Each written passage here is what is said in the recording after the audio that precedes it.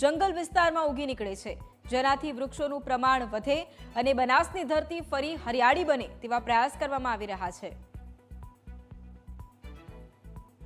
9 વર્ષથી વૃક્ષારોપણનું અભિયાન મેં હાથ ઉપર લીધું અને એમાં ખાસ કરીને બનાસ ડેરી અને સ્વૈચ્છિક સંસ્થાઓ જિલ્લાની અનેક જોડાઈ। જો પર્વત ઉપર વૃક્ષો વધુ હોય તો વરસાદ વધુ આવી શકે। અહીંથી પસાર થતા વાદળો અહીંયા જ પાણીને રોકી રાખે, એના ભેજને રોકી રાખે અને અહીંયા વરસાદ પડી શકે। એટલે એક આ મા જગદંબાની સેવા કરવાનું કામ છે, પ્રકૃતિની સેવા કરવાનું કામ છે।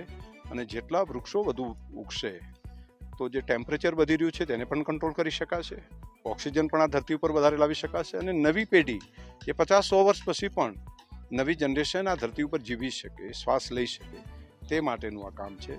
અને અનેક લોકો સાથે જોડાઈ અને આ કામ અમે સાતત્યપૂર્ણ રીતે 9 વર્ષથી આ કામ કરી રહ્યા છીએ।